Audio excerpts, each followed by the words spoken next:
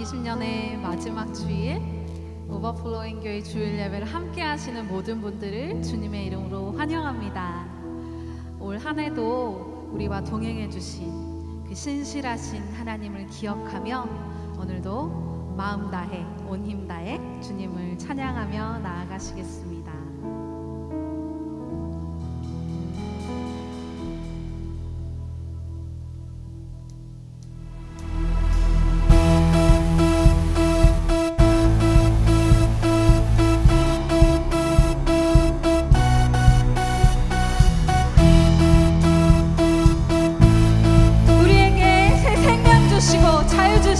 그 사랑을 노래합니다.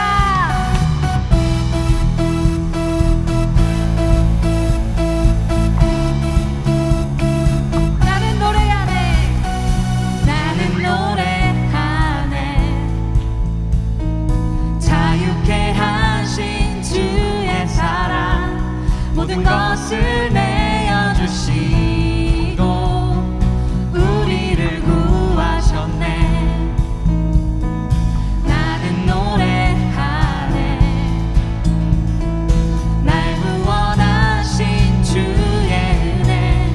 모든 것을 주께 맡기고 내 삶 주께 드리리. 누가 우리를 주의 사랑에서 끊을 수 있으리. 나 이제 주만 위해 살겠네. 그 어떤 것도 막지 못하네. 주님의 사랑 작은 나를 감싸네. 오 주의 영광 안에 살겠네. 여러분 마음의 고백이십니까? 아멘. 우리가 주님의 그 사랑을 다시 한번 노래하며 나아가시겠습니다. 네.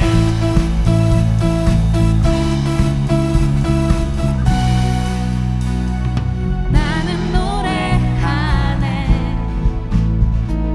자유케 하신 주의 사랑 모든 것을 내어주시고 우리를 구하셨네. 나는 노래하네. 날 구원하신 주의 은혜 모든 것을 주께 맡기고 내 삶 주께 드리리. 누가 우리를 주의 사랑에서 끊을 수 있으리. 나 이제 주만 위해 살겠네. 그 어떤 것도 막지 못하네. 주님의 사랑 작은 나를 감싸네. 오 주의 영광 안에 살겠네. 나 이제 주만 위해 살겠네. 그 어떤 것도 막지 못하네. 주님의 사랑 작은 나를 감싸네. 오 주의 영광 안에 살겠네.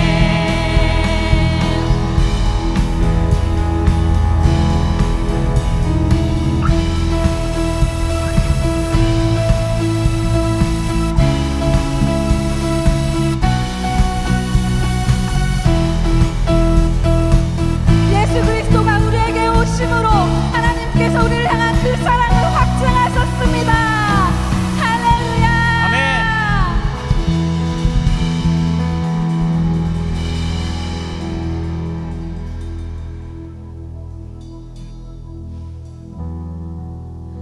이 시간 그 아들을 우리에게 보내주신 하나님 아버지의 그 사랑을 다시 한번 묵상하며 주님을 찬양하며 나아가시겠습니다.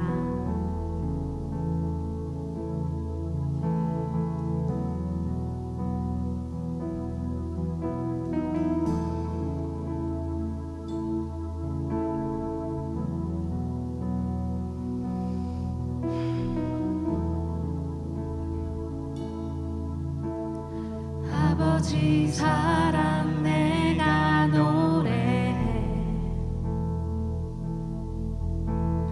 아버지 은혜 내가 노래해.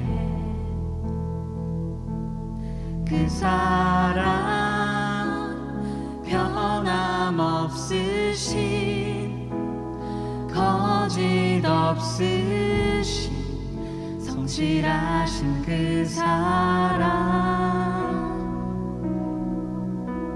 상한 갈 때 꺾지 않으시는 꺼져가는 등불 끄지 않는 그 사랑 변함없으신 거짓 없으신 진실하신 그 사랑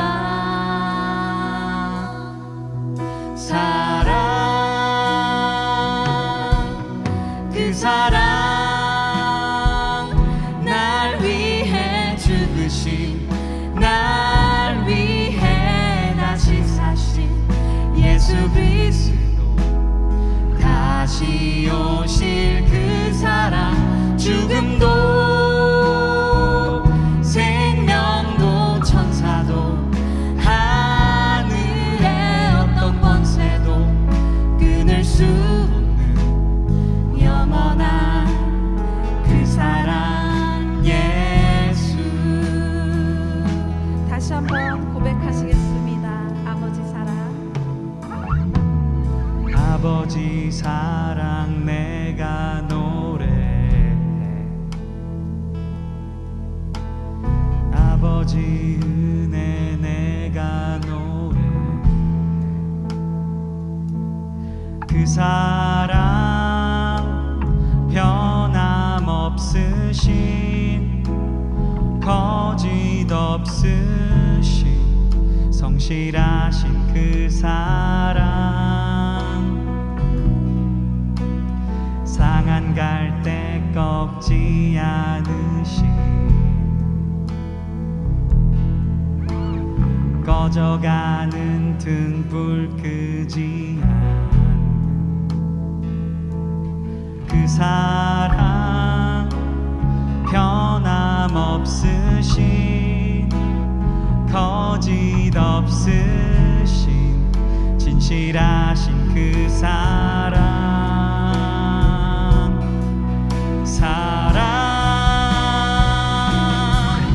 그 사랑 날 위해 죽으신 날 위해 다시 사신 예수 그리스도 다시 오실 그 사랑 죽음도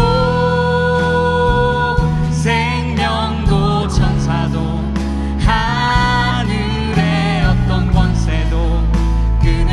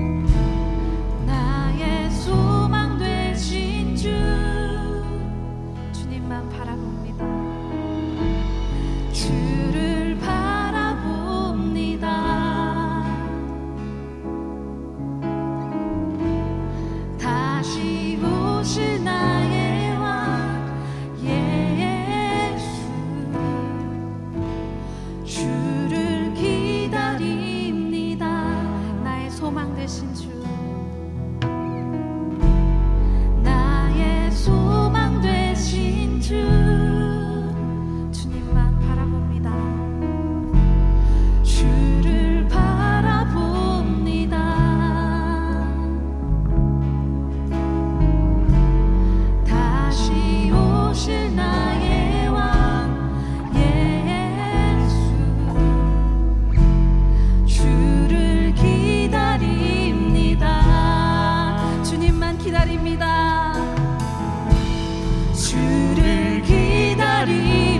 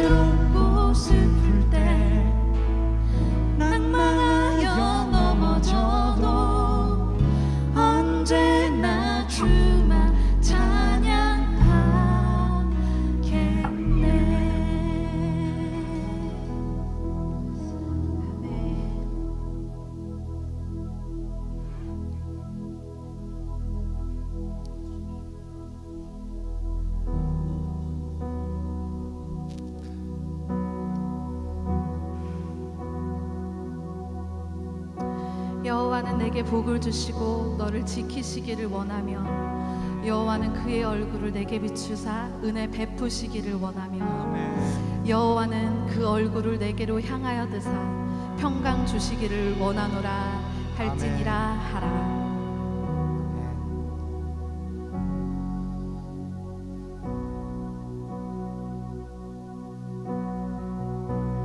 주 내게 복 주사 너를 지키시며 은혜 베푸시네 주의 얼굴 널 향하사 평안 주네 주 내게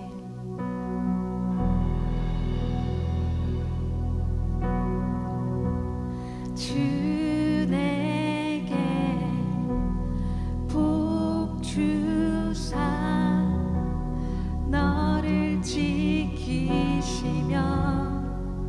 은혜 베푸시네 주의 얼굴 널 향하사 평안 주네.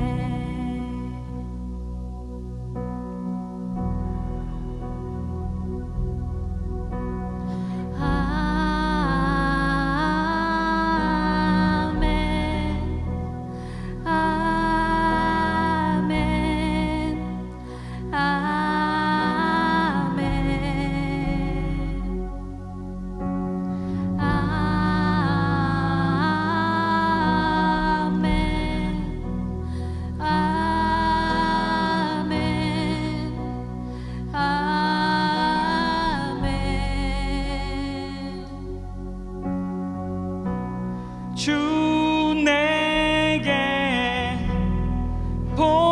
주사 너를 지키시며 은혜 베푸시네.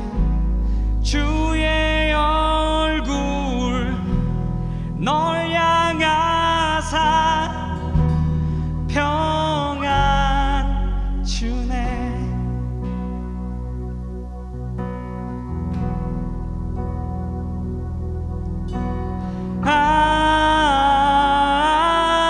아멘 아멘 아멘 아멘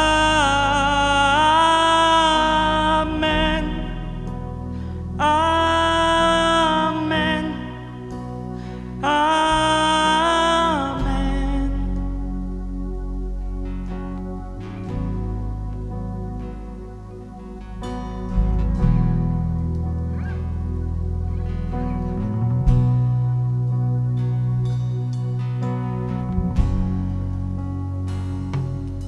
주의 은혜 내게 있길 전세대에 이르도록 너의 가정 너의 자녀 그 자녀의 자녀까지 주의 은혜 내게 있길 전세대에 이르도록 너의 가정 너의 자녀 그 자녀의 자녀까지 주의 은혜 내게 있길 전세대에 이르도록 너의 가정 너의 자녀 그 자녀의 자녀까지 주의 은혜 내게 있길 전세대에 이르도록 너의 가정 너의 자녀 그 자녀의 자녀까지 주의 임재 앞서가며 내 뒤에서 내 옆에서 너를 둘러 너의 안에 함께하리 함께하리. 아침에도 저녁에도 들어오고 나갈 때도 슬플 때도 기쁠 때도 주님 너를 위하시네. 널 위하네 널 위하네 널 위하네 널 위하네 널 위하네 널 위하네. 아멘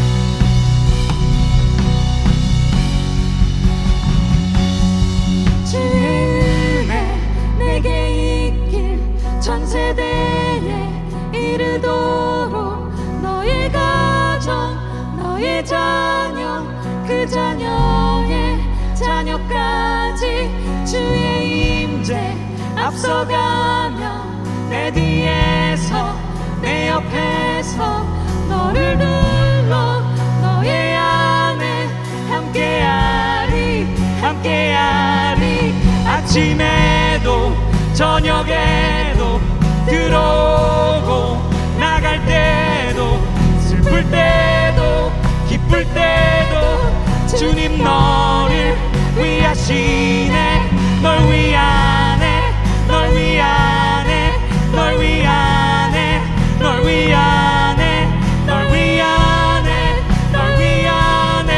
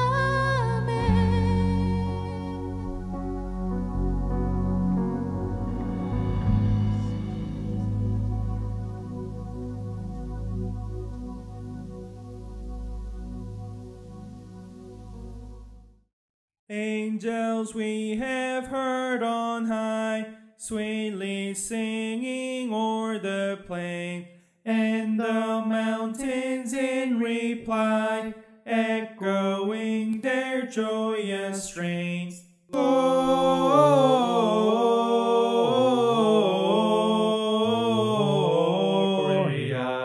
in excelsis Deo, Gloria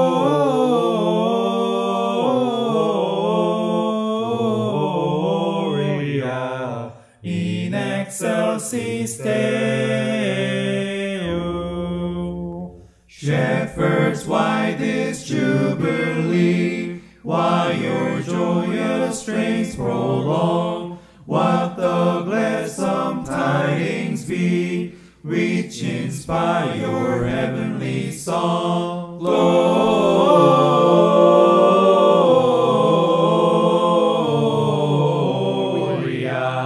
in excelsis Deo, Gloria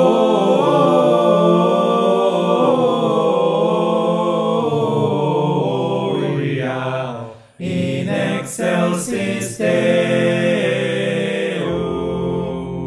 See within a manger laid, Jesus, Lord of heaven and earth. Mary, Joseph, lend your aid. Sing with us our Savior's birth. Gloria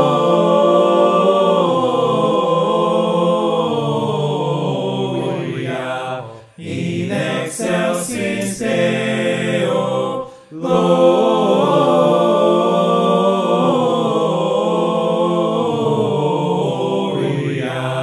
in excelsis Deo.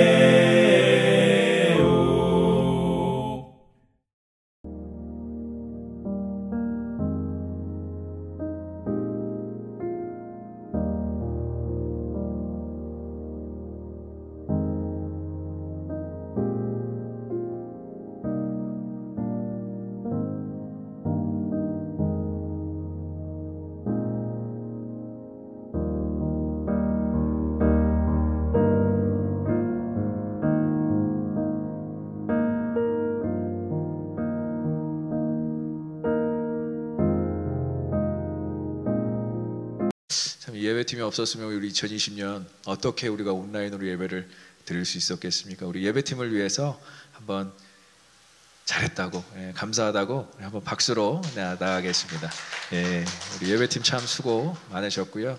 앞으로도 계속 하나님께서 부어주시는 은혜 가운데 여러분들 계속 여러분들의 섬김이 2021년에도 더욱더 아름답게 빛나기를 소망하고 축복합니다.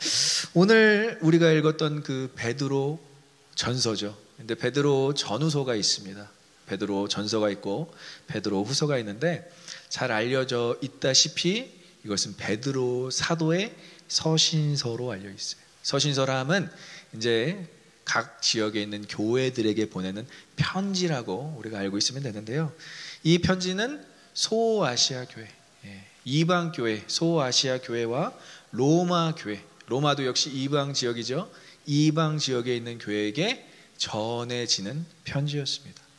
근데 이 서신서, 베드로 전후서의 서신서를 보면 헬라어, 이때 당시에 쓰였던 헬라어 문체가 매우 정교하고 매우 세련되어 있어서 과연 어부 출신인, 갈릴리 지역 어부 출신인 베드로가 이 편지를 썼을까라는 많은 의문점이 들 수 있는데요.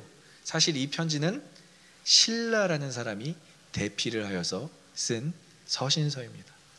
실라라는 사람은 여러분들 잘 알다시피 사도 바울의 2차 선교 여행 때 함께했던 실라, 바울과 실라 여러분들 잘 알고 계시죠? 이 실라라는 사람 매우 학식도 높았고요, 그리고 학문에도 능했고요, 그리고 이 글 쓰는 재주도 있었기 때문에 베드로가 하는 말을 자세하게 적어서 소아시아와 로마 지역에 이렇게 서신을 대필할 수 있었던 사람입니다. 베드로 전후서는 굉장히 짧은 내용으로 되어 있어요. 베드로가 간결하게 쓰기 위해서 이 베드로 전후서가 쓰여져 있고요. 근데 간결하지만 강한 설득력을 갖고 있습니다. 베드로 전후서를 다 합치면 8장 정도밖에 내용이 되어 있지 않지만 말로 다 할 수 없는 그러한 설득력이 전달되어지고 있습니다. 특별히 베드로 사도는 경험에서 우러나오는 자신의 어떠한 그 삶 속에서 제자였던 삶, 그리고 사도였던 삶, 이제는 순교자의 삶을 앞두고 있는 그 삶 가운데서 많은 경험들에 입각하여서 그가 전하는 내용이 결코 가볍지 않았고요. 지금도 우리에게는 굉장히 큰 내용으로 전달되어지고 있다는 것이죠. 특별히 믿는 자의 정체성에 대한 부분을 강조하고 있어요. 베드로는 우리가 어떠한 존재인지, 우리가 어떠한 정체성을 가지고 살아야 되는지, 특별히 극심한 기독교 박해 시대에 이 서신서가 쓰여져 있다라고 알려져 있는데요. AD 60년경, 예수님께서 돌아가시고 30년이 지나간 이 AD 60년경에 네로라는 황제가 등극을 했습니다. 로마에 네로라는 황제가 세워졌는데 이 황제가 기독교를 어마어마하게 핍박했어요. 그러니까 이 극심한 고난의 시대에 사도 베드로는 이 편지를 쓰고 있다는 것이죠. 그래서 글과 말로 다 표현하지 않아도 그의 경험과, 사람이 이렇게 말할 때 어조가 있잖아요. 이 말하는 느낌이 있는데 그 어조가 이 시대에 살아가는 성도들을 충분히 위로하고요, 오늘날 살아가는 우리 성도들도 위로해주는 그러한 서신서라는 것이죠. 그래서 이 시대의 진정한 위로는 사도 베드로가 썼던 이 베드로 전후서처럼 이 고난을 지나가고 있는 것만으로도 서로에게 위로가 된다는 거예요. 이게 정말 오래된 서신서지만 우리에게 위로를 주는 것은 무엇입니까? 역시 이때 당시도 어마어마한 고난 가운데 사도 베드로와 많은 성도들이 살고 있었다. 그래서 베드로 전후서를 이렇게 볼 때 마치 이때의 성도들, 이때의 사도 베드로가 우리를 이렇게 지그시 바라보고 있는 것 같은 그런 느낌이 들기도 합니다. 눈빛만으로도 나도 다 알고 있어, 너도 그랬구나, 나도 그랬어 라는 그러한 어조가 이게 전달되고 있다는 것이죠. 아까 서두에 얘기했지만 본 서신은 기록 당시 베드로는 이미 로마에 머물러 있었던 것으로 추정되고 있습니다. 로마에 그냥 머물러 있었던 게 아니라 로마에는 옥에 갇혔던 것으로 추정되고 있어요. 그래서 자신은 이제 수년간 로마에서 보내면서 AD 68년경에 어떠한 일이 생겼냐면 큰 불이 로마 도시를 덮쳤습니다. 화재가 일어났어요. 로마에 이 큰 화재가 있었는데 그 화재를 기독교인들이 한 짓으로, 기독교인들이 한 범행으로 모든 로마 시민들을 생각하게 할 수 있도록 네로 황제가 그렇게 분위기를 조장해서 대대적인 핍박을 가하고 있는 장면이 바로 오늘의 장면인 거예요. 그러니까 이제 베드로는 이 고난이 더욱더 심해져서 많은 기독교인들이 순교하겠구나, 특별히 로마에 있는 기독교인들이 죽음을 면할 수 없겠구나라는 것을 예상을 하는 상태에서 쓰고 있는 서신입니다. 그래서 베드로전서 4장 12절과 13절에 이렇게 베드로가 우리에게 이야기하고 있어요. 한번 같이 읽어보겠습니다. 사랑하는 자들아, 너희를 연단하려고 오는 불시험을 이상한 일 당하는 것 같이 이상히 여기지 말고 오히려 너희가 그리스도의 고난에 참여하는 것으로 즐거워하라. 이는 그의 영광을 나타내실 때 너희로 즐거워하고 기뻐하게 하려 함이라. 본서신은 AD 64년 네로가 로마시의 대화재를 그리스도인의 소행으로 여기고 그냥 그렇게 추정하고 모든 핍박과 모든 박해를 가하기 시작했던 해예요.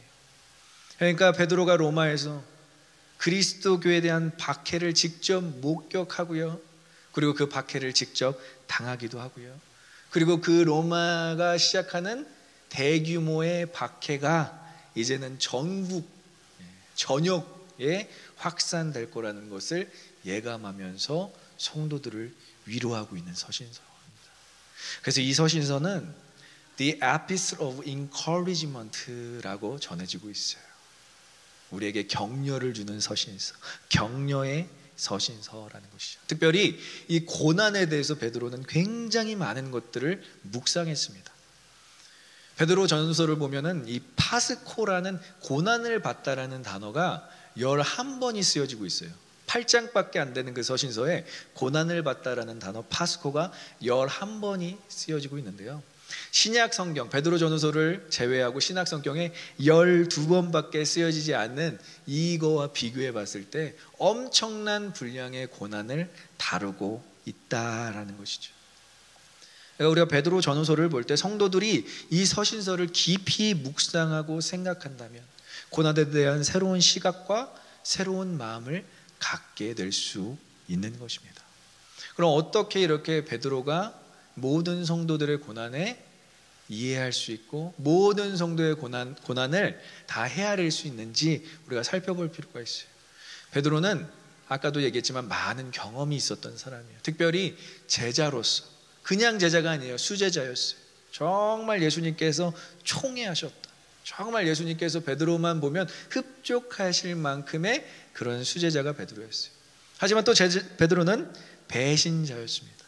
예수님을 그냥 모르는 사람처럼 취급한 배신자였고요. 그리고 성령을 받고는 이제 사도 베드로가 되어서 전역 세계 곳곳을 돌아다니며 복음을 전하는 그런 사도가 되었습니다. 수제자로서의 경험은 애증과 사랑의 경험이었어요. 마태복음 16장 16절을 보면 주는 그리스도시요 살아계신 하나님의 아들이십니다라고 예수님을 선포합니다. 베드로에게 그래서 예수님은 큰 축복을 말씀해 주세요. 너는 베드로라 내가 내 이름 위에 교회를 세우겠다라고 선포하시고요. 요한복음 21장 15절을 보면 또 배신을 하고 그냥 업으로 살아가고 있는 베드로에게 예수님께서 찾아가셔서 네가 나를 사랑하느냐라고 말씀하시는 그 장면들을 볼 때 예수님과 베드로의 관계는 보통 관계가 아니었다라는 것이죠. 그래서 베드로는 그런 애증과 사랑, 예수님과의 아주 뜨거운 사랑의 경험들이 있었던 제자였고요.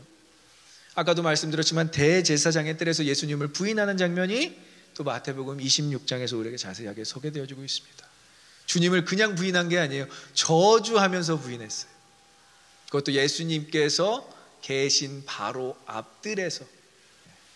그러니까 어마어마한 배신이었다라는 것이죠. 그래서 다시 회복될 수 있을지에 대해서 본인 스스로도 의심하는 그때에 예수님께서 찾아오시는 장면이 또 우리에게 전해지고 있습니다. 마지막으로 오늘의 모습은 무엇입니까? 사도로서의. 근데 이 사도가 되기까지, 이방인의 사도가 되기까지는 또 많은 시간이 걸립니다. 사도행전을 보면 이 사도 베드로는 이방인에 대해서 반감이 있었습니다. 그래서 하나님께서 직접 개입하시지 않았다면 이 사도 베드로는 아마 예루살렘 지역을 벗어나지 않는 그냥 유대교에 머물렀던 사도였을 수밖에 없지만 하나님께서 강권적으로 그에게 역사하셔서 로마의 백부장이었던 고넬료의 집에 들어가 복음을 전파하게 하시고 그들에게 예수 그리스도의 제자로 살아가는 그 방법, 도를 알려주었던 장면이 사도행전 10장에서 또 자세하게 나와지고 있습니다. 그 소아시아 지역에서 열심히 복음 사역을 하다가 AD 68년경에 순교하게 됩니다. 그것도 예수님과 다르게 거꾸로 매달려서 죽게 되는 것이죠. 요즘에 참 재밌는 표현들이 많아요. 근데 우리 나훈아 씨의 굉장히 요즘에 유행하는 그 테스 형이라는, 맞나요? 제가 잘 모르는 그 노래인데 들어본 적은 없어요 제대로. 근데 테스 형이라는 노래가 굉장히 유행한다고 그러는데 저는 이 성경의 인물 중에서 저에게 위로를 주는 사람을 한 명 뽑자면 저는 베드로라고 하고 싶습니다. 저는 그냥 베드로라고 그냥 부르지 않고 베드로 형이라고 하고 싶어요. 그러면 제가 너무 막 참 위로가 돼요. 베드로 형, 경험이 많다는 것은 그만큼 많은 사람들을 위로해 줄 수 있다는 것이죠. 그리고 많은 사람들을 품을 수 있는 포용력이 있다는 거예요. 그래서 저는 베드로를 이렇게 표현하고 싶어요. 상처 입은 치유자. 그에게 많은 경험도 있고 많은 상처도 있지만 그렇게 많은 경험과 많은 상처가 있는 것만큼 많은 사람들을 품어낼 수 있는 그러한 베드로 전후서, 서신을 쓸 수 있는 그런 베드로 사도였다라는 것이죠. 베드로 전후서가 여러분들에게 큰 위로가 되었으면 좋겠고요. 특별히 오늘 우리가 읽었던 베드로 전서 5장 8절에서 10절 말씀이 여러분들에게 가장 큰 위로와 격려가 되었으면 좋겠습니다. 저도 목회자가 되기까지는 참 많은 경험들을 하였습니다. 뭐 여기서 다 나열할 수는 없지만 그런 생각이 들었어요. 어떠한 고난과 어떠한 경험을 할 때 이제는 그것이 고난과 경험이라고 생각하는 것이 아니라 하나님의 커리큘럼이구나. 하나님께서 우리를 만드시는 과정 중에 하나님의 그 커리큘럼 안에 내가 이제 또 다음 과정을 밟아가고 있구나. 여러분들도 그렇게 생각하시길 소망하고 축복합니다. 어떤 고난과 어떤 상황 가운데서 우리가 그것을 해석하려고 노력하는 것이 아니라 하나님이 이 고난과 이 과정을 어떻게 사용하실까 기대하는 마음이 있다면 오늘 우리에게 주어진 모든 상황과 환경에 감사하는 우리가 될 줄 믿습니다. 그래서 성도의 고난을 대처하는 그러한 자세에 대해서 이 고난이 많았던 사도 베드로가 4가지를 우리에게 제안하고 있는데 한번 따라해 보겠습니다. 첫 번째, 근신하고 깨어 있으라. 두 번째, 믿음을 굳게 하고 마귀를 대적하라. 세 번째는 믿음의 사람들 모두 이 고난에 함께하고 있음을 기억하라. 마지막인데요, 좀 크게 따라하겠습니다. 하나님의 부르심을 기억하라. 이 4가지를 여러분들이 꼭 이 2020년 마지막 주 예배 때 여러분들이 꼭 가슴에 새기셨으면 좋겠습니다. 첫째, 근신하고 깨어있기는 8절에서 소개되어지고 있어요. 우리 8절 말씀을 한번 같이 읽어보겠습니다. 근신하라 깨어라 너희 대적 마귀가 우는 사자같이 두루다니며 삼킬 자를 찾나니. 이 근신하다라는 단어는 네파테라는 단어예요. 분별력 있게 근신하라. 그리고 이 깨어있으라는 단어도 이 군사적 용어입니다. 그러니까 이것이 단순히 우리에게 육신의 일을 이야기하는 것이 아니라 영적 경각심을 갖도록 권고하고 요청하는 내용입니다. 이 권고는 그리스도인들에게 끊임없이 영적 경각심을 가지고 하나님을 신뢰할 것을 촉구하는 단어들인데요, 특별히 근신하라 깨어있어라 라는 것도 이 사도 베드로만 적용한 것이 아니라 사도 바울도 고린도전서에서 이렇게 이야기하고 있습니다. 고린도전서 16장 13절에 이렇게 우리에게 말씀하십니다. 깨어 믿음에 굳게 서서 남자답게 강건하라. 하루는 제가 사무실에 있는데 우리 형제들이 막 너무 이렇게 막 대화의 꽃을 막 피워가니까 우리 어떤 한 자매가 이런 얘기를 하더라고요. 우리 교회 형제들은 여성 호르몬이 너무 많아서 저렇게 말을 많이 한다고. 근데 그 여성 호르몬 때문에 아니라 그냥 서로 보면서 너무 즐겁고 기쁘니까 이게 대화 꽃이 많이 피는 것 같아요. 그런 차원이 아니라 이렇게 여성 호르몬이 많아서 막 이렇게 뭐 남자다워야지 이렇게 우리가 권고할 게 아니라 남녀노소 모든 성도들이 영적 전쟁을 대비하여야 한다라는 뜻이에요. 그러니까 남자답게 강건하라라는 말에 우리 자매들이 상처받으면 안 되는 것이, 이것은 군사적인 적용입니다. 군사적인 적용. 우리 모두는 영적 전쟁 가운데 있다는 거예요. 이 고난도, 이 어떤 힘든 상황도 그냥 우리가 바라볼 것이 아니라 이 영적 전쟁 같구나라는 것을 여러분들이 아시길 소망합니다. 우리가 다른 것들은 몰라도 영적 전쟁 가운데 어떻게 근신하고 깨어있을지에 대해서 고민하고 묵상해야 된다라는 거예요. 그러면서 사도 베드로가 누구랑 비교하죠? 우는 사자와 같이 마귀가 삼키려고 찾아다닌다. 우는 사자와 같이. 우는 사자는 어떻습니까? 배가 고파서 으르렁거리는 사자의 모습도 여러분들 생각할 수 있겠지만, 이 사자가 울 때는요, 승리와 환호의 표현으로 표효하는 사자의 모습을 반영하고 있는 거예요. 사자는 그냥 막 이 먹잇감을 봤을 때 그냥 울지 않아요. 자기보다 약한, 자기가 잡아먹을 수 있는 먹잇감을 봤을 때만 울고 달려든다라는 것입니다. 하지만 그만큼 싸울 준비가 돼 있고 그 사자에 대해서 이렇게 강견하게 대응할 수 있는 어떤 그런 자신보다 강한 존재를 만나면요, 그렇게 울면서 다가오지 않음을 보여주고 있어요.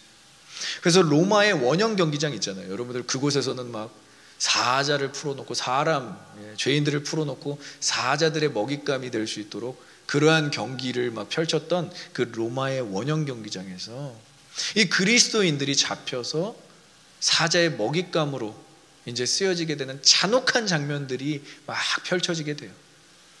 그것을 염두에 두고 이야기를 하는 게 바로 우는 사자와 같이 마귀가 우리를 삼키려고 찾아다닌다라는 거예요. 근데 오늘 우리가 본문을 보면서 누가 또 생각이 납니까? 로마 도시의 불시험과 원형 경기장은 마치 구약 시대를 살았던 다니엘과 세 친구들을 묵상하게 됩니다. 구약 시대 바벨론 제국주의에 하나님께서 다니엘을 보호하시고 세 친구를 그 사자굴에서 보호하신 그 모든 내용들이 우리에게 전달되어지고 있잖아요. 다니엘을 사자굴에서 보호하시고 세 친구를 불구덩이에서 보호하신 그 다니엘서를 보면, 그러니까 이제 사도 베드로는 그냥 이 내용을 적용하는 것이 아니라 구약 시대 때부터 신약 시대까지 모든 성도들을 하나님께서 보호하신다라는 이런 메타포를 쓰고 있어요. 이렇게 묘사하는 표현을 쓰고 있는 것이죠. 여러분들이 정말 우는 사자와 같이 다가오는 마귀를 대적하기 위해서라도 날마다 근신하고 깨어 있어야 할 줄 믿습니다. 그래서 두 번째는 믿음을 굳건하게 하여 마귀를 대적하라라고 9절에서 소개되어지고 있어요. 한번 우리 9절 A를 같이 읽어보겠습니다. 시작. 너희는 믿음을 굳건하게 하여 그를 대적하라. 누구를 대적하라고요? 마귀를 대적하라라는 거예요.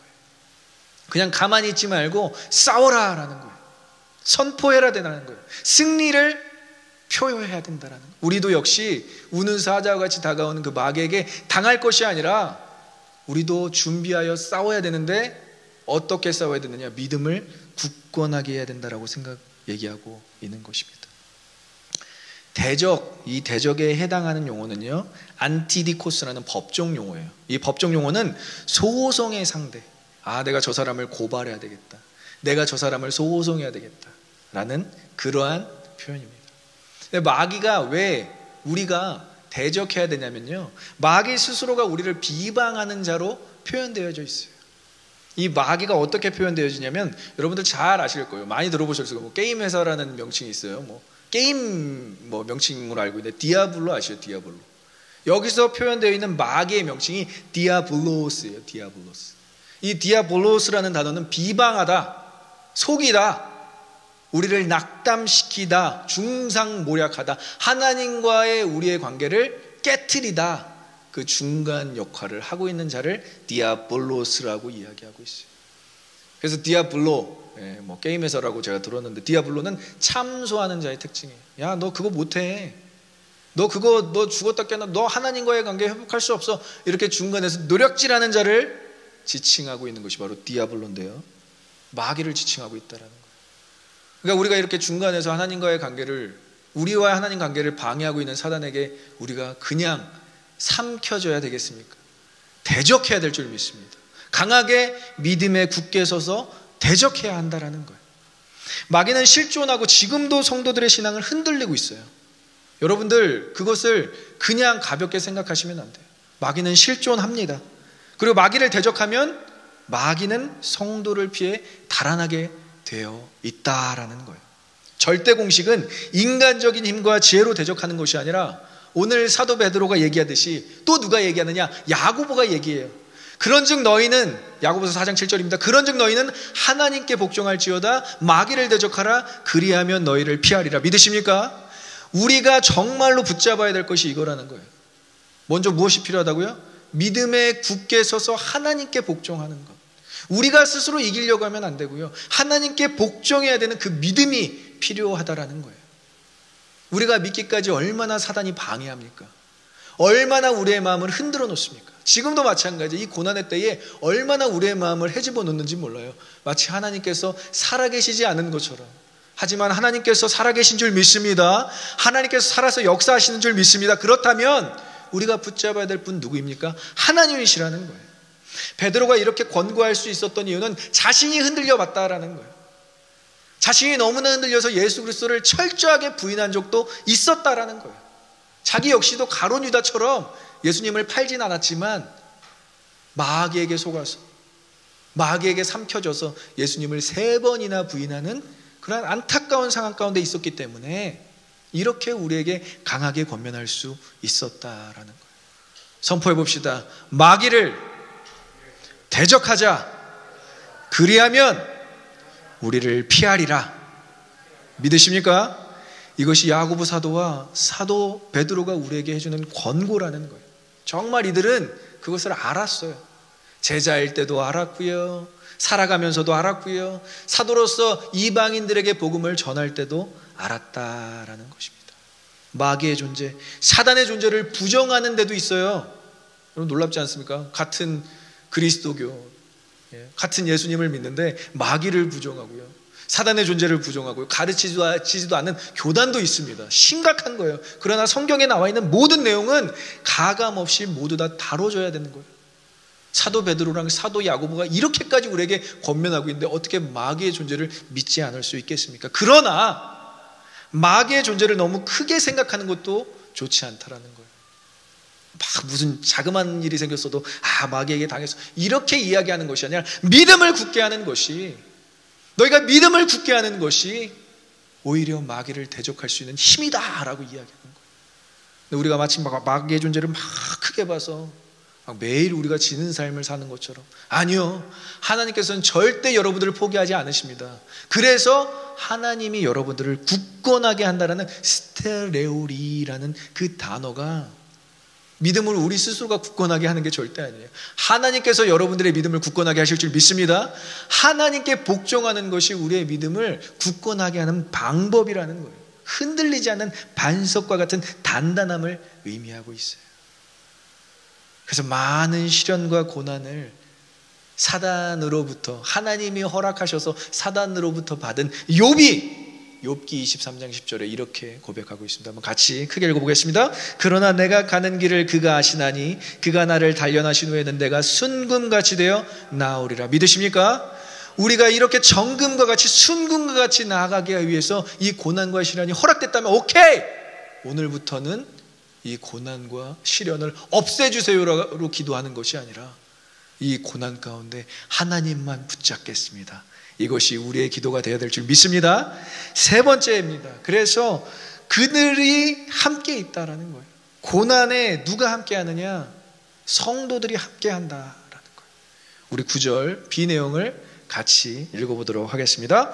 세상에 있는 너희 형제들도 동일한 고난을 당하는 줄을 알미라. 우리 형제들로 번역된 그 단어가 영어 단어로는 The Family of Believer이라는 단어예요. The Family of Believer. 그냥 형제를 뜻하는 게 아니라 믿음의 가족을 의미하고 있어요. 형제, 자매, 나이가 많든 나이가 어리든 The Family of Believer. 이들이 세상 곳곳에서 동일한 고난에 처해 있음을 강조하고 다 있는 단어예요. 근데 알다라는 단어가 제가 매번 이야기하는 기노스코라는 단어로 쓰여진 게 아니라 이 알다라는 단어가 보다, 인식하다라는 단어로 쓰여지고 있어요. 이것은 무엇이냐? 그냥 알다로 끝나는 것이 아니라 진짜 고난 당하는 것을 보는 거예요. 진짜 고난 당하는 것을 이때는 보다라는 거예요. 그럼 우리가 보면서 뭘 느낍니까? 진짜 고난이 임박했구나.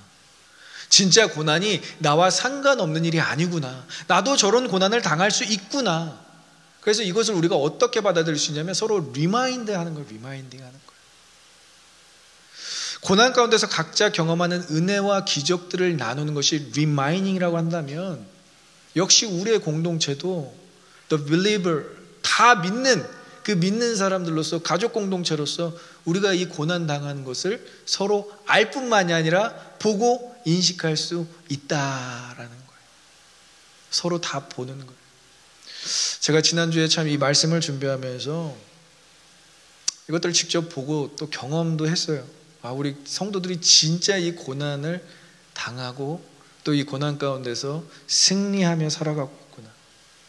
특별히 일본 우리가 섬기는 선교지에서 전해지는 소식이 일본이 지금 막 확산되지 않습니까? 또 잠잠하다가 코로나가 매우 확산되고 있어요. 물론 미국이 가장 심각하지만 일본도 만만치 않다라는 거예요. 그런데 그 일본에서 일어나는 그 복음 사역의 현장을 우리 선교사님께서 사진을 찍어서 보내주시는데 직접 보이더라고요. 고난 가운데서 성도들이 어떻게 예배하는지, 고난 가운데서 성도들이 어떻게 말씀을 붙잡고 사는지. 그 지난주에 또 의료계에 있는 우리 형제 자매들하고 이렇게 대화를 나누면서 카톡을 주고받았는데 걱정됩니다. 기도하겠습니다. 기도하고 있습니다. 라고 보냈는데 답변이 어떻게 왔냐면, 목사님, 일할 수 있음에 그저 감사합니다 라고 왔어요. 제가 이 메시지를 보고 한 10분은 그냥 울었던 것 같아요. 계속 눈물만 하염없이 흘렸던 것 같아요. 야, 이 고난의 때에 이렇게 살아가는 모습이 막 직접적으로 막 느껴지니까 2020년 얼마나 많은 일들이 있었습니까? 하지만 이렇게 고난 가운데 승리하는 간증들이 막 쏟아져 나오고 있다라는 거예요. 이것을 우리가 막 자랑하기 위해서 보여주는 것이 아니라 서로에게 위로가 되기 위해, 서로가 격려가 되기 위해서 이러한 간증의 고백들이 서로에게 전해줘야 될 줄 믿습니다. 여러분, 이런 것들을 간증하고 이런 것들을 나누는 것을 두려워하지 마세요. 얼마나 힘이 되는지 몰라요. 목사인 저한테도 힘이 되는데, 같은 세상과 같은 환경과 같은 상황을 살아가는 우리 성도들끼리 얼마나 많은 위로와 얼마나 많은 힘이 되겠습니까? 여러분들이 이것을 꼭 기억하셔서 서로 리마인딩, 그냥 알면서 끝나는 것이 아니라 직접 서로의 그러한 간증들을 눈에 보는 것처럼 살아내시는 저와 여러분들이 되시기를 간절히 소망하고 축복합니다. 마지막입니다. 넷째, 한번 따라해 볼 거예요. 하나님의 부르심을 기억하자. 이 부르심은 어떠한 부르심이냐면요, 우리 10절에 보면은 자세하게 나와 있는데 한번 같이 읽어보겠습니다. 모든 은혜의 하나님 곧 그리스도 안에서 너희를 부르사 자기의 영원한 영광에 들어가게 하시니가 잠깐 고난을 당한 너희를 친히 온전하게 하시며 굳건하게 하시며 강하게 하시며 덜을 견고하게 하시리라. 아멘. 누가 불렀다고요? 은혜의 하나님이 여러분들을 부르셨대요. 믿으십니까? 그냥 하나님, 그냥 창조주 하나님, 아니면 뭐 전능의 하나님, 이러한 하나님이 우리를 부른 게 아니라 은혜의 하나님이 불러줬는데, 그 은혜는 우리가 부르심을 받을 만한 어떤 공로나 자격이 있어서가 아니라 진짜 은혜로 불렀다라는 거예요. 진짜 그리스도의 대속으로 우리를 부르셨다라는 거예요. 그래서 이 부르심은 한번 더 해볼까요? 유효적 소명. 이 유효적 소명은 그 복음을 믿음으로 받아들이게 했다라는 거예요. 우리가 그 부르심을 이해할 수도 없어요. 그 부르심에 대해서 우리가 정확하게 알 수도 없어요. 하지만 믿음으로 그 은혜의 부르심을 받아들이게 했다라는 거예요. 왜 받아들이게 했는가? 그 부르심의 목적은 10절에서 나와 있듯이 영원한 하나님의 나라에 들어가게 하시기 위해서. 믿으십니까? 영원한 하나님의 나라에 끌고 가시기 위해서 우리를 그냥 부르셨대요. 그러니까 은혜인 거예요. 기프트. 아무런 공로와 아무런 자격도 없는데 우리를 부르셨으니까 그게 은혜의 하나님이 우리를 부르셨다라고 선포하고 있는 거예요. 하나님께서 여러분들을 그 영원한 나라로 끌고 가실 거라는 거예요. 이것이 고난의 때를 살아가는 성도에게 왜 중요하느냐? 아까 우리가 그랬잖아요. 대적해야 되고 기억해야 되고 성도들끼리 확인해야 되고, 이것은 다 우리가 하는 일이에요. 그럼 하나님 뭐 하십니까? 하나님 우리를 위해서 뭘 하시는데요? 그 네 가지가 다 오늘 본문 10절에 적혀 있잖아요. 1번부터 4번까지 같이 읽어보겠습니다. 온전하게 하시며 굳건하게 하시며 강하게 하시며 털을 견고하게 하시리라. 믿으십니까? 하나님께서 이 일을 지금도 하고 계신다라는 거예요. 그래서 우리는 하나님께서 하신 일들에 대해서 기대감을 갖고 있을 뿐만이 아니라, 우리를 이렇게 만드시기 위해서 이 고난 가운데 살게 하셨구나, 이렇게 만들어가기 위해서 우리를 이 고난 가운데 살게 하셨구나. 본문에서 온전하게 하시다, 굳건하게 하시다, 강하게 하시다, 털을 견고하게 하시다, 이 유사한 단어가 4개가 열거된 이유는 이 단어 자체는 직설법 미래시제로 되어 있어요. 하나님께서 직설법 미래시제를 사용하시는 경우는 약속하실 때, 오늘 우리가 찬양했잖아요. 우리 주 너를 지키시며 그의 얼굴을 너에게 향하사 복 주시기를 원하노라. 이것도 직설법 미래시제로 되어 있어요. 이것은 뭐냐? 내가 그렇게 하겠다라는 하나님의 약속이에요. 그러니까 하나님께서 여러분들을 온전하게 하실 줄 믿습니다. 하나님께서 여러분들을 굳건하게 하실 줄 믿습니다. 하나님께서 여러분들을 강하게 하실 줄 믿습니다. 하나님께서 여러분들의 털을 견고하게 하실 줄 믿습니다. 믿으십니까? 하나님께서 하시겠다라는 약속의 말씀인 거예요. 왜? 우리를 영광에 들어가게 하시기 위해서. 하나님이 이렇게 일하시는데 우리가 고난에 살아가고 있는 이 상황 가운데서도 어찌 슬퍼만 할 수 있겠습니까? 기쁨으로 고난을 이겨내시는 저와 여러분들 되시길 간절히 소망하고 축복합니다. 그래서 본문 10절에 중요한 단어가 있어요. 잠깐이라는 단어가 있어요. 잠깐. 영광에 들어가시니가 잠깐이라는 단어와 어떠한 단어가 대조를 이루죠? 영원이라는 단어가 대조를 이루어요. 고난은 잠깐입니다. 믿으십니까? 고난은 잠깐이에요. 고난은 우리에게 잠깐 적용되는 거고요. 잠시 동안 머무는 것이라면 영광은 영원한 것이라는 거예요. 이것을 사도 바울이 로마서 8장 18절에 이렇게 우리에게 선포하고 있습니다. 우리 같이 읽어보고 함께 기도하겠습니다. 읽어보겠습니다. 생각하건대 현재의 고난은 장차 우리에게 나타날 영광과 비교할 수 없도다. 믿으십니까? 오늘도 그 영원한 날에 끌고 가시는 그 하나님의 열심을 보고서 우리가 이 고난 가운데 위로받았으면 좋겠고요. 온전케 하시는 하나님, 굳건하게 하시는 하나님, 강하게 하시는 하나님, 털을 견고하게 하시는 하나님만 붙잡고 위로와 격려 받으시는 저와 여러분들의 시길 간절히 소망하고 축복합니다. 우리 함께 나누고 싶은 찬양이 있습니다. 우리 다 같이 그 자리에 일어나셔서 2020년 주님께서 위로하셨습니다. 2020년 주님께서 함께 하셨습니다. 2020년 흘렸던 모든 눈물 주님께서 닦아주셨습니다. 괴로움과 고난 가운데서 함께 하셨던 그 주님을 묵상하면서 이제 다가올 2021년에는 더욱더 주님 보겠습니다. 우리의 눈을 들어 우리의 얼굴을 들어 주님 바라보겠습니다. 위로의 주님으로 앞으로도 영원히 우리와 함께하여 주시옵소서. 우리 그런 마음으로 함께 고백하겠습니다.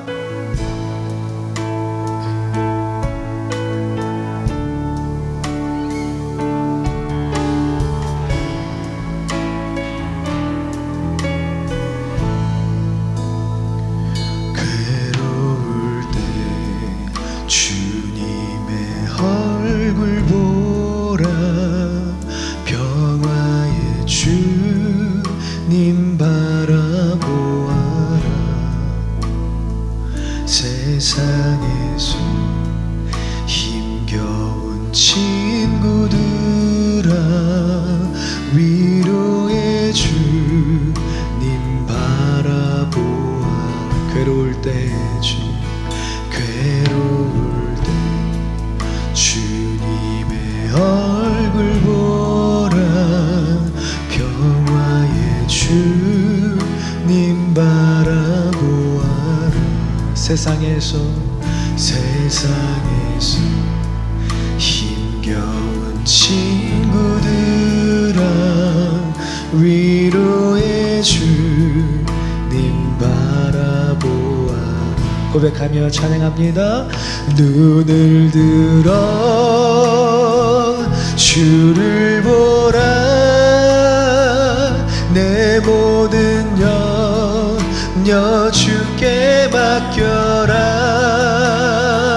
슬플 때에 주님의 얼굴 보라 사랑의 주님 안식 주리라. 힘이 없고 내 마음 연약할 때 능력의 주님 바라보아라. 주의 이름 부르는 모든 자는 힘주시고 늘 지켜줄. 다시 한번 우리의 마음에 손을 얹고 고백하며 힘이 없고 내 마음 연약한 능력의 주님 바라보아라. 님 바라보아라. 주의 이름 부르는 모든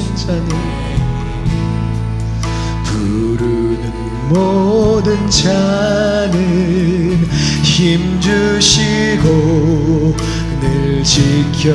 눈을 들어 주를 보라 눈을 들어 주를 보라. 내 모든 염려 주께 맡겨라. 슬플 때에 주님의 얼굴 보라. 사랑의 주님, 우리 믿음으로 고백하며 눈을 들어 주님, 눈을 들어 주를 보라. 내 모든 염려 주께 맡겨라. 슬플 때에 주님의 얼굴 보라. 사랑해. 다시 한번 고백합니다. 눈을 들어 주를 보라. 눈을 들어 주를 보라. 내 모든 염려 주께 맡겨라. 슬플 때에 주님의 얼굴 보라. 사랑의 주님 안식 주리라. 눈을 들어 주를 보라. 내 모든 염려 주께 맡겨라. 슬플 때에 주님의 얼굴 보라. 사랑의 주님 안식 주리라.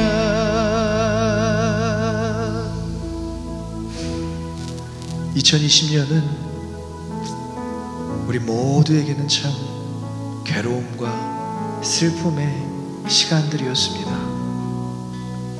그러나 그만큼 괴로웠던 만큼, 그리고 그만큼 눈물을 흘렸던 만큼 우리가 놀라운 은혜를 경험할 수 있는 시간들이었습니다. 한 해를 마무리하는 이 예배 가운데 우리가 고백할 수 있는 것은, 성도인 우리가 이제는 주님께만 위로받는 존재인 줄 알았습니다. 이제는 주님께만 위로받기를 소망합니다. 주님께만 위로받기를 원합니다. 주님께만 위로받기를 결단합니다. 그 어떤 세상의 것들도 기대하지 않고 하나님만 바라보는 우리가 되게 하여 주시옵소서. 2020년 우리에게 아직도 남아있는 염려와 걱정들을 주님께 맡기며 주님의 얼굴을 구하며 그 얼굴에 빛나는 위로와 격려만을 구하겠습니다. 우리 결단하며 기도하며 나아갑니다. 주여,